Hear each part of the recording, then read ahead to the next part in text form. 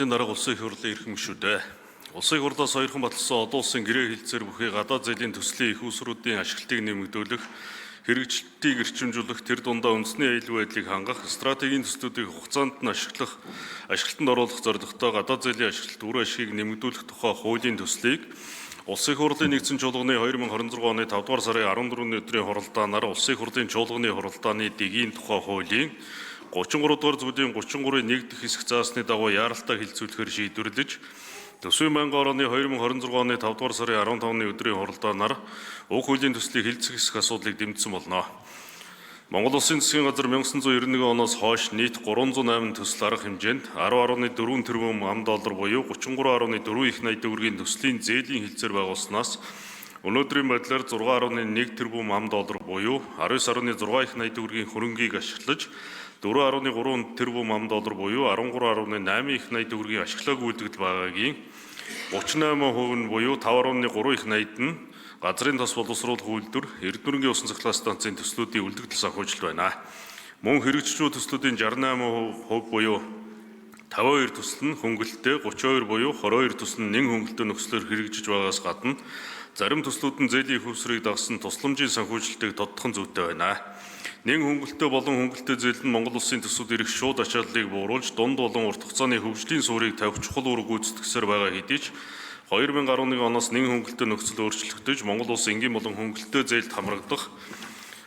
болсон. Харин 2024 оноос эхлэн манай улс дунджаас дээгүүр орлоготой улс болсон тул арилжааны нөхцөлтөй зээл авахаар зээлийн нөхцөл өөрчлөгдөж байна. Нийт зээлийн төслүүдийн 13.8 их найт төгрөгийн ашиглагдаагүй үйлдэглийн 89% нь 2026-аас 2029 онд хэрэгжиж дуусах гэрээ хэлцээртэй байгаа нь эх 3 жил зээлийн ашиглалтыг нэмэгдүүлэх бодлогын арга хэмжээг авч хэрэгжүүлэх үндэслэл бөгөөд зээлийн ашиглалтыг улсын их хурлаар саяхан батсан хэлцээрийн хугацаанд багтаан хэрэгжүүлэхгүй тохиолдолд төгслийн хугацаа хойшлого өртөг өсөх хүүгийн болон үйлчлэгийн зардал нэмэгдэх улмаар хөрөнгө оруулалтын төслүүд хугацаанд ашиглалтанд ороогоос үүдэн нийгмийн ач холбогдол эдийн засгийн үр өгөөж саарах бодит эрсдлийг бий болгож байна. Нөгөө талдаа улсын их хурлаар саяхан баталсан гэрээ хэлцээр нь олон улсын гэрээний тухай хууль зааснаар олон улсын гэрээнд хамаардаг бөгөөд энэ үүднээсээ олон улсын өмнө хүлээсэн үүргээ биелүүлэх олон улс санхүүгийн байгууллагаас тогтмол хийдэг үнэлгээнд нөлөөлөх асуудал юм а. Өнөөдрийн төсвийн хязгаарлалтай нөхцөл байдлаас шалтгаалж гадаад зээлийн их усүртэй төслүүдийн гэрээний дагуух шаардлагатай санхүүжилтийн дөнгөж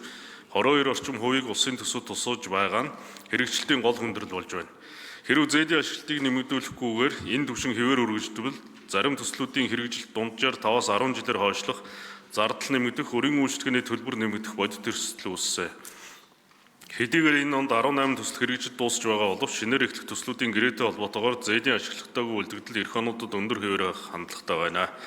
Иймд улсын их хурл засгийн газрын түвшинд гадаад зээлийн ашиглалтыг нэмэгдүүлэх чиглэсэн бодлогын болон эрх зүйн зохицуултыг оновчтой болгох шаардлага үүссэн тул гадаад зээлийн ашиглалтад үр ашгийг нэмэгдүүлэх тухай хуулийн төслийг боловсруулан улсын их хурлд өргөн мэдүүлээд байна.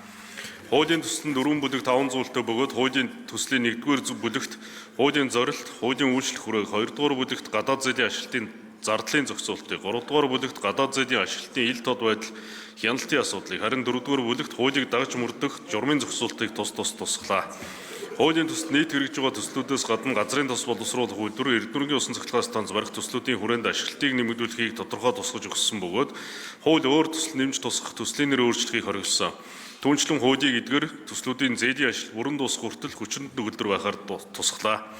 Хуулийн төсөл батлагдсанаар 2026 онд газрын тос боловсруулах үйлдвэрийн хувьд 1.5 их найт төгрөг, Эрдэнэрийн усан цахилгаан станц төслийн хувьд 324.1 тэрбум төгрөгийн ашиглал буюу нийт 1.8 их найт төгрөгийн санхүүжилт гарснаар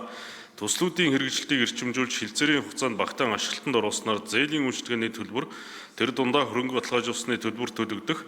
104.1 тэрбум төгрөгийн хэмнэх нөхцөлийг бүрдүүлнэ. Газрын тос боловсруулах үйлдвэр ашиглалтанд орсноор дотоодын хэрэглээний 55%-ийг хангаж жил бүр $1 тэрбум дотоодоо үлдэх, Эрдэнэрийн усан цахилгаан станцын хувьд баруун үсийг 100% эрчим хүчээр хангаж жил бүр 17.5 тэрбум төгрөг дотоодоо үлдэж импортын цахилгаан эрчим хүчийг орлохоор байна. Иймд хуулийн төслийг хэлсэн шийдвэрлэж өгөхийг хүсье. Баярлалаа.